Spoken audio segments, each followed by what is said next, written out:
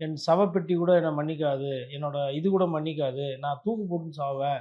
நான் அப்படியே மாடியிலேருந்து குதிச்சு ரோட்ல செத்துருவேன். கட்டி வச்சு நாண்டுகிட்டு செத்துருவேன். ரோட்ல கட்டி ஆனா வச்சு சாவ அடிங்க. மாட்டாங்க.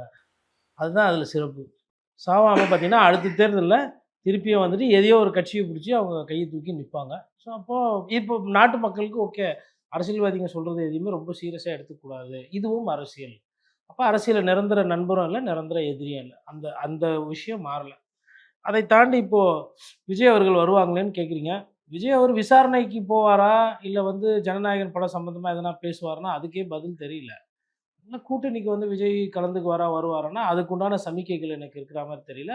இன்னொன்னு இன்னைக்கு தேதியில வந்து விஜயின் மீது பார்வை வந்து பாஜகக்குமே வந்து பெருசளவுல இல்ல.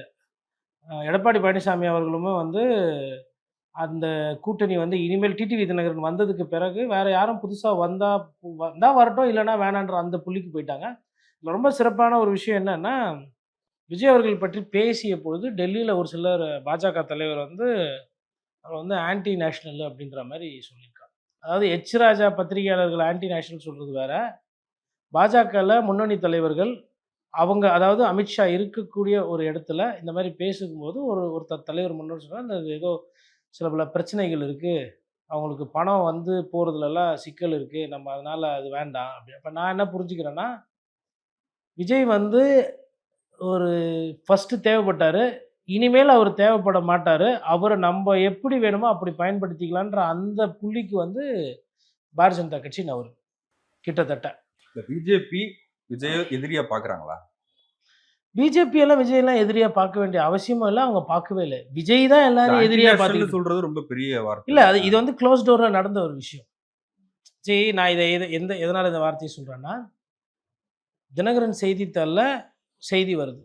நேஷனல் இன்வெஸ்டிகேஷன் ஏஜென்சி வந்து மோப்பம் புடிச்சுக்கிட்டு இருக்காங்க. பணப் பரிவர்த்தனை தேவையில்லாம அயல் நாட்டிலருந்து நெறைய வந்திருக்கு. அதில கணக்குல சில பல பிரச்சனைகள் இருக்கு. இந்த விசாரணை என்பது இது தனி கோணத்தில போகுதுன்ற மாரி சொல்றாங்க. அதில இன்னும் நெறைய தரவுகள் போட்டிருந்தாங்க. அது உண்மை தன்மை என்னன்னு எனக்கு தெரியல. நான் அதனால அந்த டீட்டெயில்ஸ்குள்ள போல. பட் இதை ஒட்டி நடந்த ஒரு மீட்டிங்ல வந்துட்டு, "இல்ல இது ரிஸ்க் இவரு.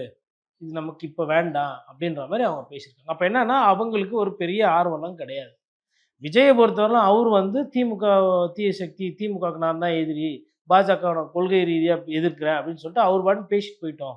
ஒண்ணும் பிரச்சனை கிடையாது. எலக்ஷன வந்து திமுகவுக்கு மாற்று அதிமுக, அதிமுகவுக்கு மாற்று திமுக அப்படின்னு அந்த பைபோலார் பாலிடிக்ஸ்ல உட்டுட்டா, அது ஜெயிக்கிறது, தோற்கிறது அது பார்த்துக்குவாங்க. அப்படின்ற அந்த மைண்ட் செட்டுக்கு போயிட்டு, தேர்தல வந்து என்டிஏ தலைமையில இருக்கிறவங்க வந்து அப்படிதான் கொண்டு போறாங்க.